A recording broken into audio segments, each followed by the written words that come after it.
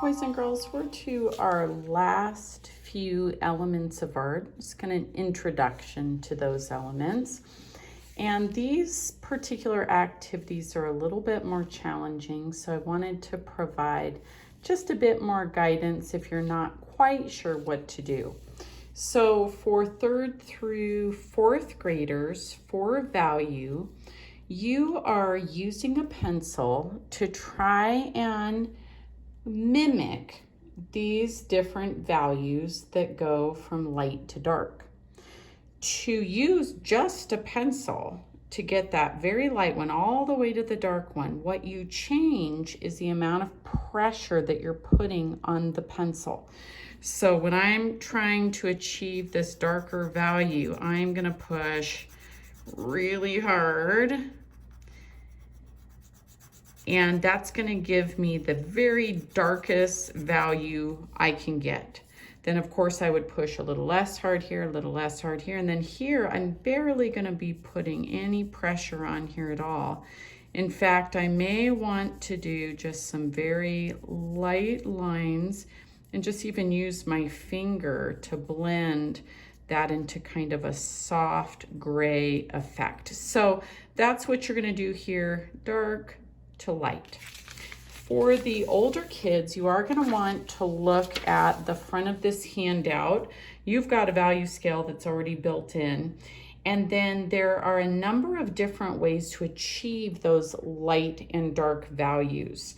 They are mentioned here as hatch, cross-hatching, stippling, which are those little tiny dots, mark, so actually any kind of mark, if it's concentrated in one area and then dispersed in another, can create value. That one kind of reminds me of like marble or stone, or the one that you're most familiar with, which is the dark blending, smooth blending from dark to light.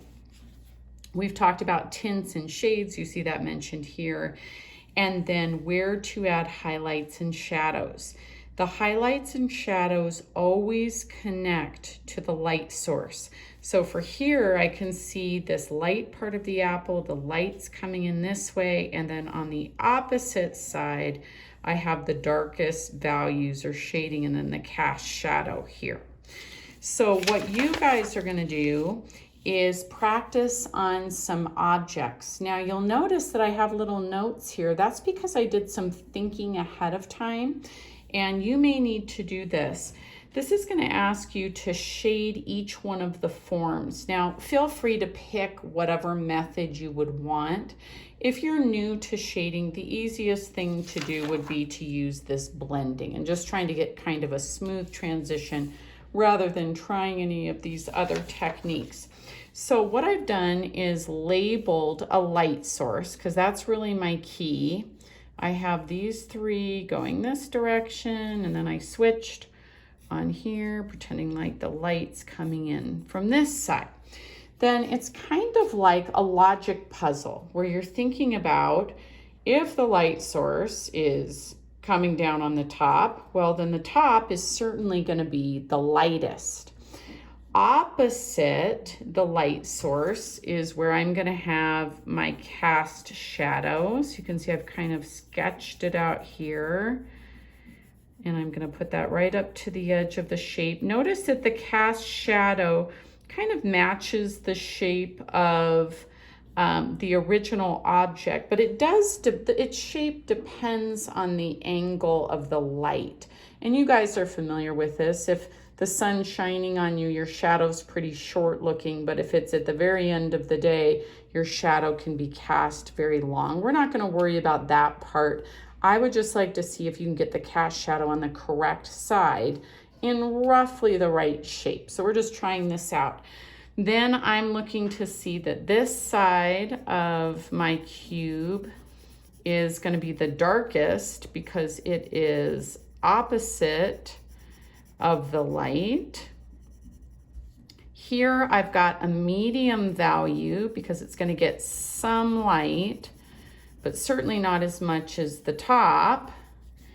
And so I'm going to put kind of a medium gray in here. And then I'm gonna just keep that top light. if I wanted to, could add just a little bit right here, maybe blend that to that lightest value. And you are gonna get a more realistic 3D form. So you're gonna try the same thing. We practiced this last year, so it shouldn't be entirely unfamiliar. I would suggest on the sphere that you keep in mind it's helpful when your shading kind of follows the curve. And I generally tend to like to start with the darkest value and move to the lightest, but you don't have to do that. You could also just start light and add more as you go. Now, 5th and 6th graders who've done shading with their faces, this should actually be much simpler than it is to shade a nose or a mouth or lips or some of the other things you've done. So you can see that I am moving from a dark to a medium to a lighter value, and then I'm going to leave that highlight right where the sun would be hitting. Again, you could blend with your fingers. Eventually you guys will actually have blenders in your art kits, and you could use that as a tool. Okay, so you're going to go ahead and try the same thing. I labeled mine ahead of time: dark, medium, light on the side with the light. Same thing over here, kind of the mirror of this cube, and then a pyramid. The face that isn't showing is the one being hit with the light, and so I've got the medium, the dark, and the cast shadows. So hopefully that gives you enough to get started. With here, you are trying out in these sections some of the textures.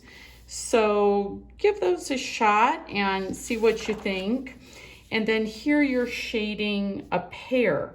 So I use the exact same idea of, here they've given me the light source. So I know on this area of the pear, the light's gonna be hitting. So that's my lightest light gray value. It's gonna fade into medium. And then on the opposite side, I'm gonna have that really dark value. I'm gonna do this kind of in the same way that I would do a sphere that I just modeled. I'm gonna start with those darker values, and then I'm gonna fade to the light. And then down here, I probably would have a little bit of medium fading to the light as well. So stem would be dark, especially here on the right side. Leaf would be dark on this side as well.